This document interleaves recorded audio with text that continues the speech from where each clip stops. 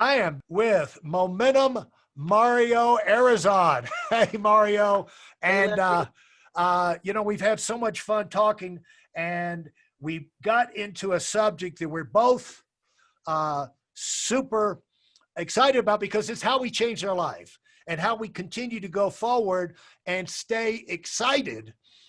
Because what excites people that have had success before is having bigger success, wider success, seeing that success get passed on to other people and have them be able to duplicate it. And that comes because you've created something that has momentum, and you're able to maintain that momentum through the tough times. So Mario, welcome. Thank you so much, Uncle Larry. It's such a pleasure. I really enjoyed talking to you, and I can't wait to get started today. I know we're going to impact some lives. That's why God created us. We're going to impact some lives today. They're not going to regret listening to this. Well, when it comes into impact, which is what all of this is about, in its way, it's important for you to be successful and not to be apologetic about your success. Even though people would look at you and say, well, you need to cut back, you're overdoing it, you're selling your soul for success.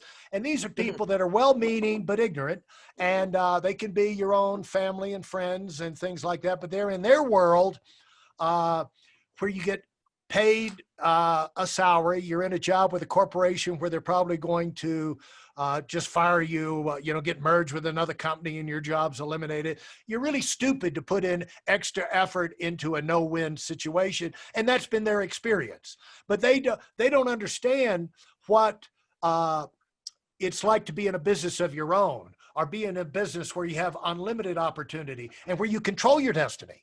And when they really don't understand when you're working hard for yourself and the people also that have worked hard to help you get the success you have, so you can let them, can duplicate yourself as quickly as possible. And so the thing that I'm curious about is when people want to grow their business, they get into something, an arena, an area, a group of people they haven't been before. A lot of times they're, getting jobs. They're mailing thousands of resumes. They're knocking on millions of doors. They're doing this, that, and the other. But most jobs, most breakthroughs come from friends. And it's like, I know a guy who knows a guy. I know a person who knows a person. And it's that 6 degrees of Kevin Bacon, where 6 layers down, pretty much everybody in the world knows everybody else. So how would you, so it's basically, if you focus on making friends, and Art Williams did tell me this when I moved to North Carolina, it's not who you know, Larry, it's who they know. And so as you're meeting more friends, it's not just that you know them, it's just that the importance of the leverage it gives you at some point to be able to be introduced to people they know.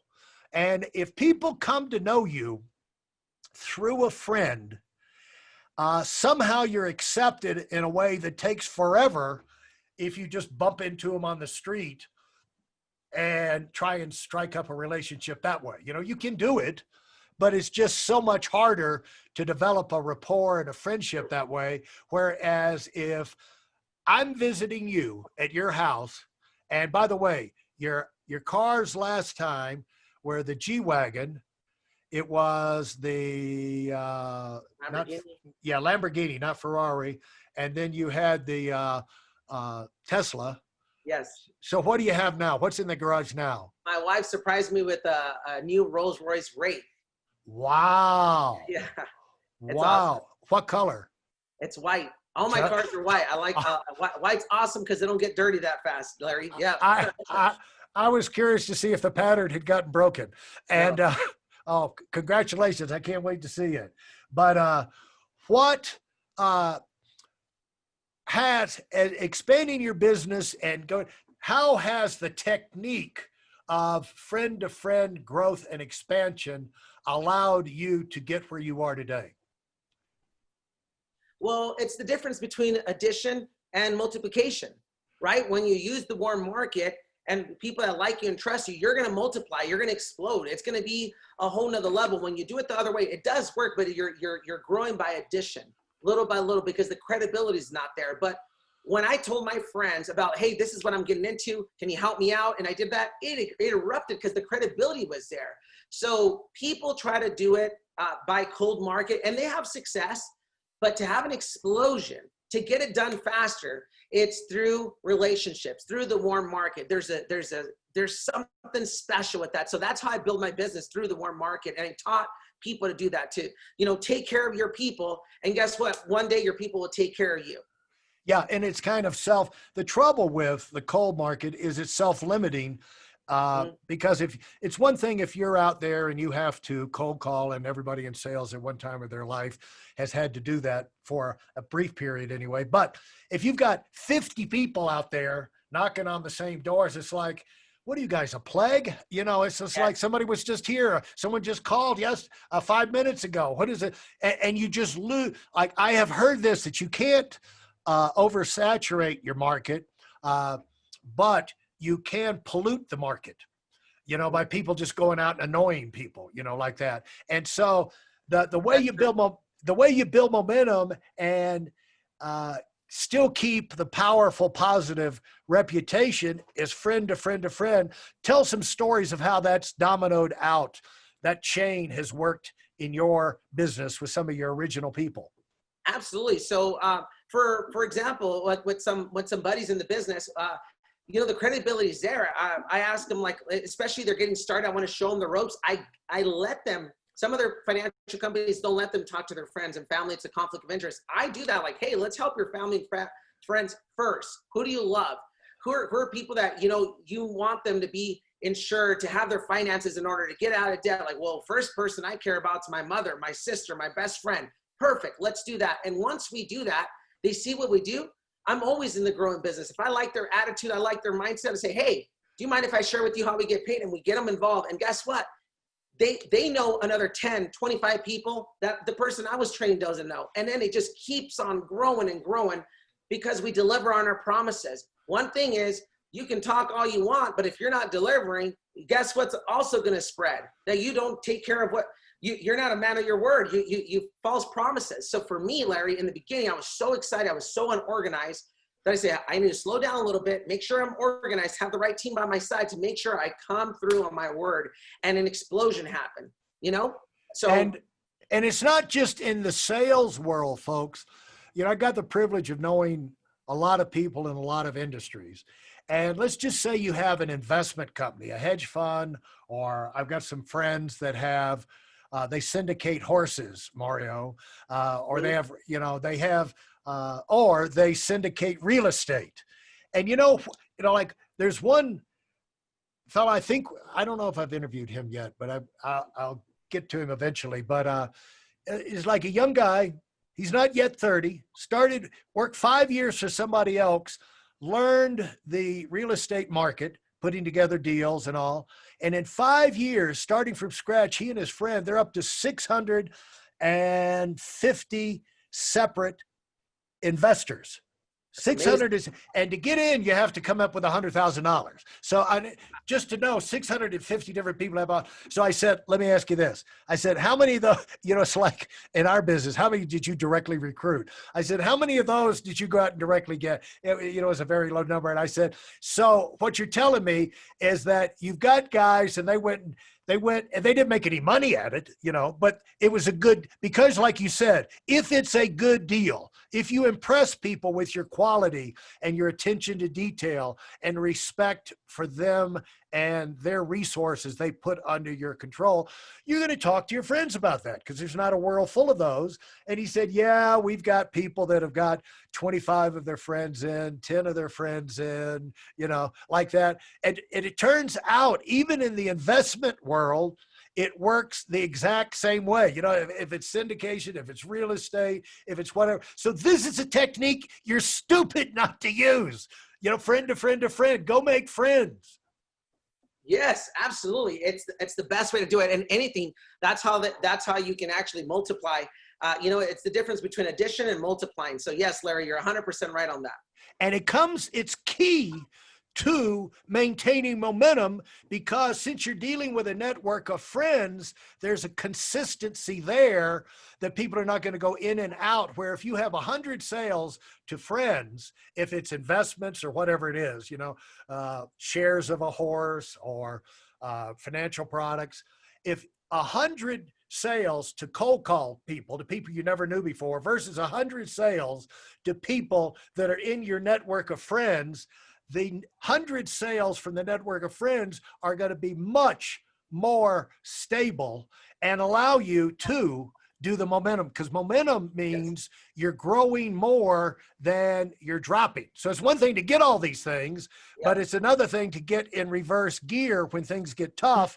And you're more likely to be able to blow through the tough times. It's not just you, as you get bigger, it's not just you keeping your head on your shoulders when times are tough. It's like, is everybody going to hang with you? That's what you need to think about. Have I built a network that is going to hang with me? And if you built that network through a layer of friends and where people have known forever, your stability is going to be much higher. So you're more likely to come through that, whatever the tough time is, doubling and tripling your momentum. So, Larry, let me, if you, by the way, talking about that, let me show you something that really helped me. This will help everybody on growing. See, good leaders, if you can write this down, I'm telling you, good leaders know themselves.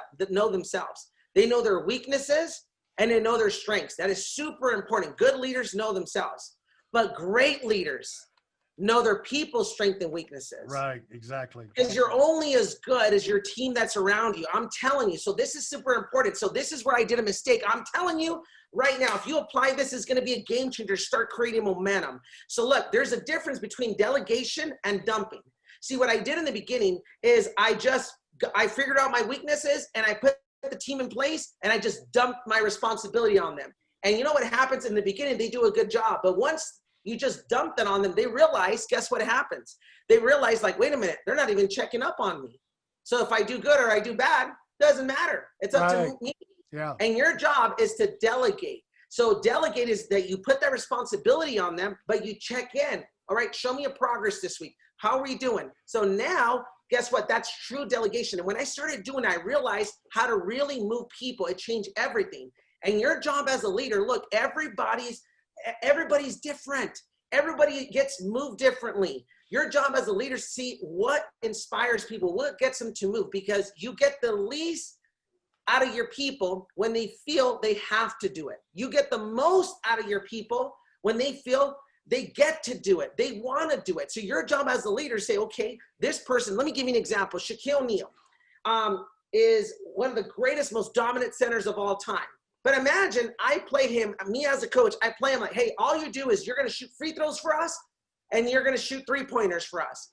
What a waste of talent. That's not what he was created to do. He's going to look like the most horrible basketball player of all time because those are his weaknesses.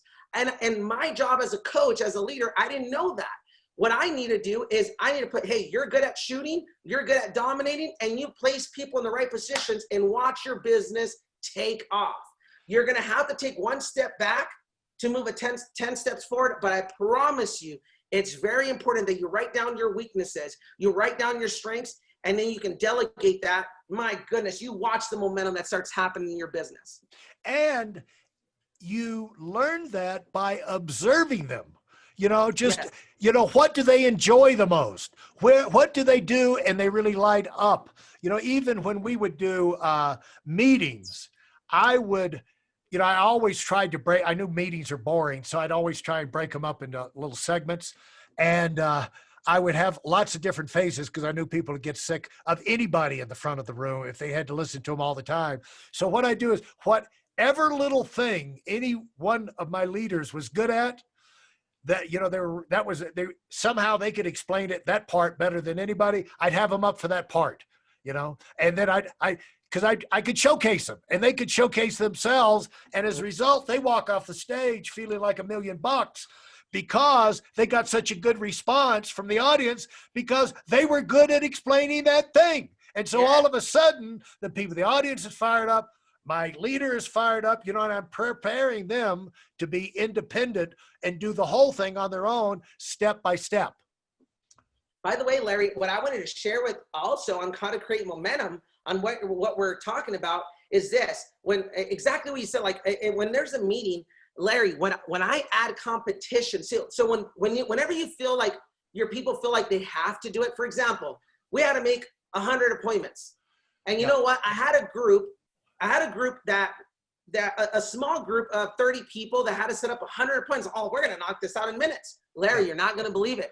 Those 30 people to set up 100 appointments, it took 4 hours. What? I couldn't believe it because they had to do it. You know what I did the following week? What? You're not going to believe it. Those same 30 people, I said, all right, guys, we're going to split up the room and we're going to compete. We're going to see what team sets up 100 appointments first. And the first one that does this is going to, man, it's just going to, are going to get these pins, are going to do this. You have bragging rights that you just want it more. Yeah. And Larry, what took 4 hours, we did twice the amount. Each team did over 100 appointments in less than 30 minutes. The same team, the same 30. We just divided 15 versus 15. And you know what that happens? When you add competition to something, it replaces work with fun. Absolutely. Your job as a leader is to pinpoint things that they feel like they have to do and make it fun. How do you make it fun? Competition. Yeah. Competition. And it's unbelievable. And you know who I learned that from, Larry? My kids. You're not going to believe it. It's amazing. Let me tell you, my wife, the house, we have someone that cleaned up the house, and my boys got home from school and they just tore the place up. In less than 30 minutes, the place was a disaster. And my wife was like, what is going on? Toys everywhere, couches everywhere. They had a pillow fight and everything, and just freaking out. And my wife's like, boys, clean up after yourself. Pick up the toys. And they're like, Mom, do we have to? That's so boring. We just want to have fun. They're 2 little boys, right? Yeah. And she's like, Mario, talk to your sons. They're driving me crazy. I'm saying, Franny, watch this. Yeah. And you know what I did? I got 2 buckets. And I said, all right, boys, you ready? They're like, what? We're going to compete. We're going to see which one of you guys picks up the most toys the fastest. And Larry, in a matter of like 3 minutes, they picked up all of their toys. And my wife's like, how'd you do that? Because I added competition. And it became fun. So look at ways and things in your life that instead of having to do it, figure out a way that you can compete, get your people to compete, and you're going to get the most out of them. Mario, I can't tell you how much fun this has been. Can't wait to do it again. And we're gonna get back together in the future. And maybe we'll talk some more about momentum, things like that, to help you kind of flesh out concepts for this future book, because now you're on the record that, that's in your future. For all I know, you already probably got it written. But anyway, we will get back together and talk some more. Thanks so much. This has been fantastic. Thank you so much. What an honor. Thank you. Do you want to have a last word before we, to the upcoming, or people, we've got a lot of multimillionaires who listen to these things too, but people that are, they know they got more left inside of them and they love doing big things, and they listen to this for, just to stay on track and get some more ideas and fresh insight. Anything you want to offer to them? Absolutely. I struggle with this myself, that we compare ourselves to other people. It doesn't matter how much success you have. You want to get depressed? Compare yourself. I'm just telling you, and you're probably comparing yourself right now. You're probably beating yourself up. And you know what? You're probably doing better than you were before. And even if you're not, stop that. Your attitude is everything. What you need to do is focus on a plan to have progress every single day. If you don't have a plan to grow every day, be prepared to be passed up by someone that does. If every day you just have a plan and every day you feel good, I'm growing, I'm on track, guess what? Everyone gets tired. But if you just stay consistent, growing every single day, let's say you just grow 1% a day, just 1% a day. Right. In 100 days, you won't even recognize yourself.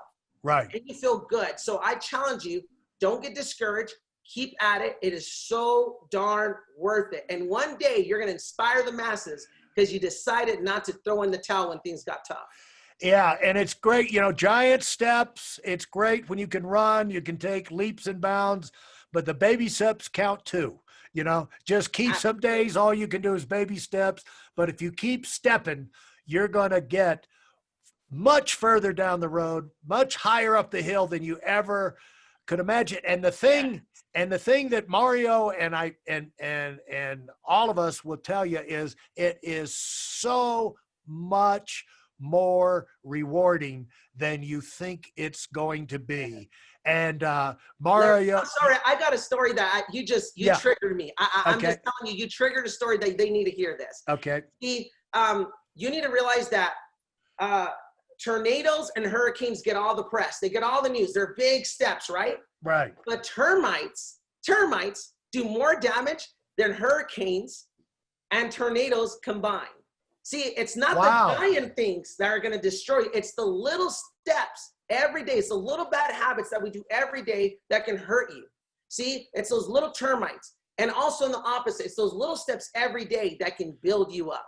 Those, don't underestimate what you can. I'm just telling you, those little things that you do every single day that create momentum, it can change everything for you. So Larry, I just want to let them know those little things, they're little termites, but they make a huge difference. Absolutely perfect. Thanks so much, Mario.